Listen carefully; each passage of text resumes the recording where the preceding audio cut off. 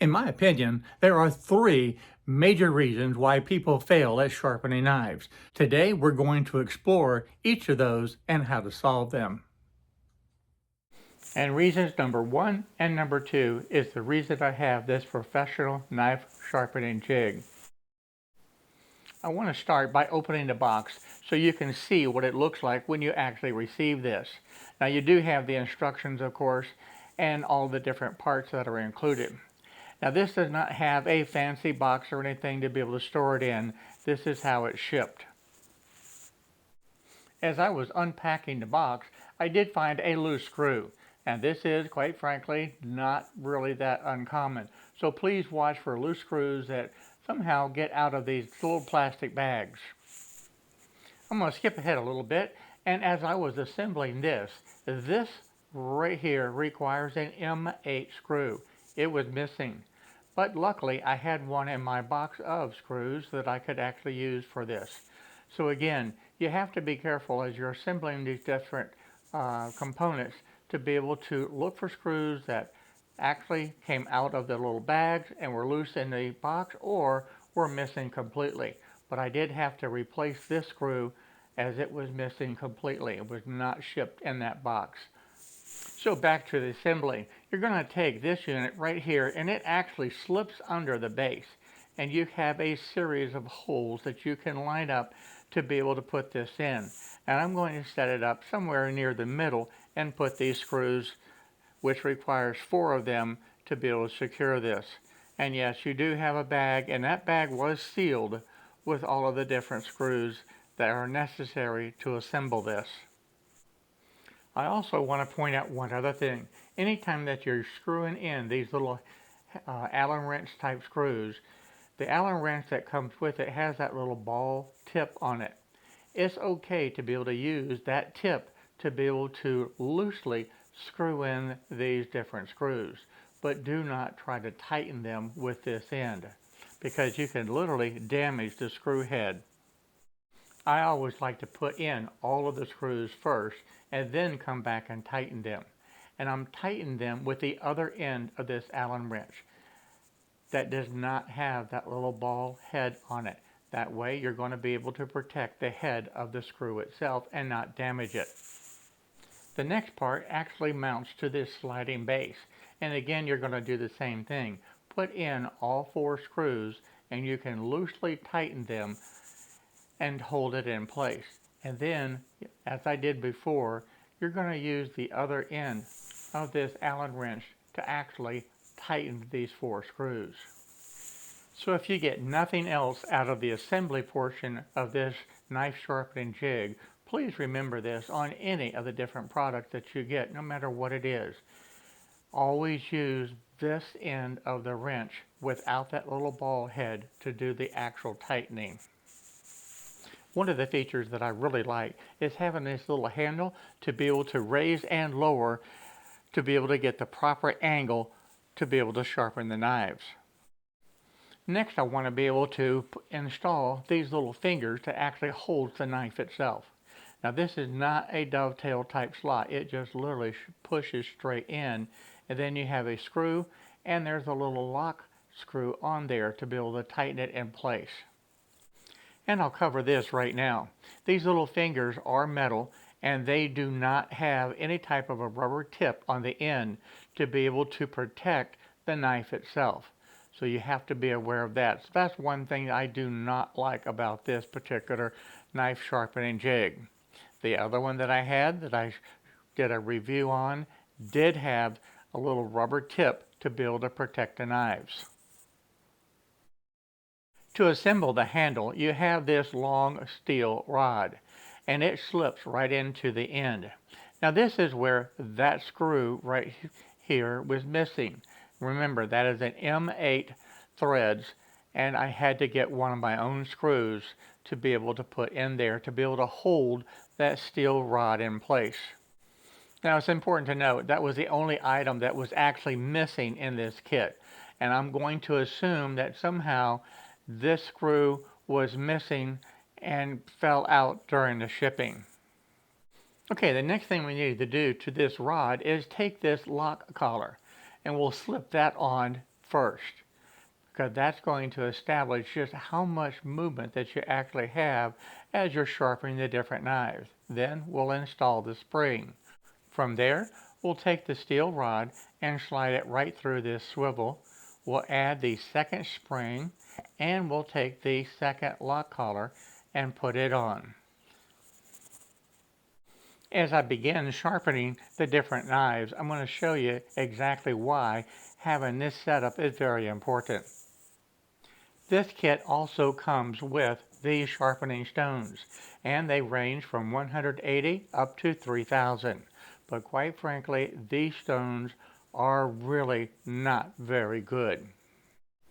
Now these stones do have that base on it, making it very easy to be able to install in the handle, because you have that little lip that it slips into. That actually is a positive, but still the stone itself is a very soft material and will wear very quickly. I highly recommend, as a separate order, get these diamond covered steel plates. Now these clean up very easily. After you sharpen the knife, you can just take a cloth or paper towel and wipe it off.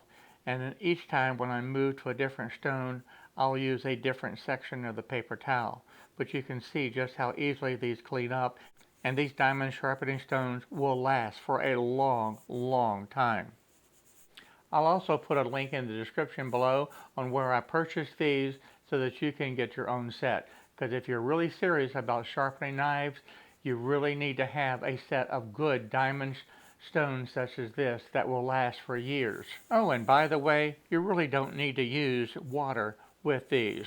You can use them dry and that works just fine. And it also makes the cleanup quite easy. If you use water on them, quite frankly, over a period of time, the metal that's in this actually can begin to rust, and you don't want that to happen. So just use these stones dry, clean them up with a cloth or a paper towel such as this, and that's all the maintenance that you'll need to do with it, and these stones will last for years to come. To be able to protect a knife from being scratched by those fingers on the knife sharpening jig, I'm taking just a little strip of the blue tape and putting it onto the knife itself. Of course, I'll fold it over so it's protected on each side of this blade. Then I can take the knife and slip it in between these fingers. Now the previous knife that I had just sharpened and did not show on camera was a much smaller knife. The good thing about it, these fingers can just easily separate to accommodate this larger knife. Once I have this set where I want it, then I can just tighten these screws down. And of course I'm doing the same thing. I'm just loosely tightening the screw right now with that ball end of that Allen wrench, and then I can flip it over and tighten them with the other end of the wrench. Again, I do not want to damage the screws, and I can't emphasize that enough. The material that these screws are made out of are not very strong, and you definitely want to be able to protect the screws so that they will last a long time and not need to be replaced. Now I want to be able to talk about the angle that we're going to sharpen this knife. The first thing I want to be able to do is take this little angle finder and set it right here on this base and set it to 0. Then I'll take the handle itself with the first grit of that stone in place, and I'm going to put that right on the edge of the blade of the knife itself. From there, we'll take my angle gauge and put it right on this little section. It has a magnetic strip that you can stick that on. Now right now it's at 15.8 degrees. I like to be able to sharpen the knives at a 17-degree angle. Now with this little handle, we can adjust the height and raise or lower this swivel to be able to have this arm right at the 17 degrees.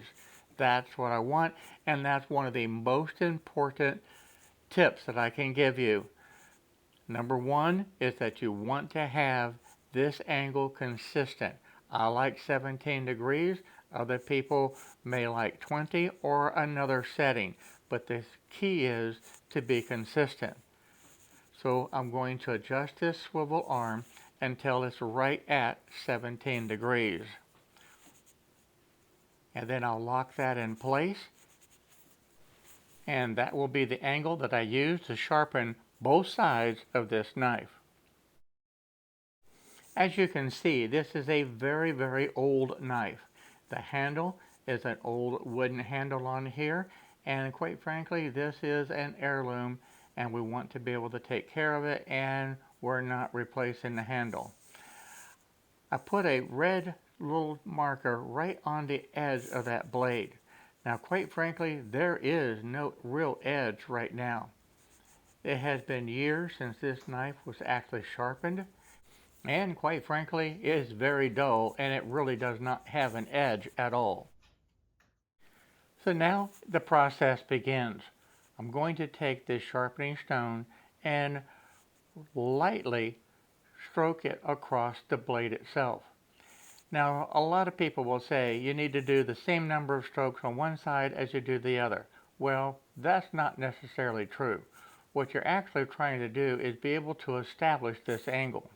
And what I want to be able to do is establish this new angle at the 17 degrees to be able to create this knife to be sharpened.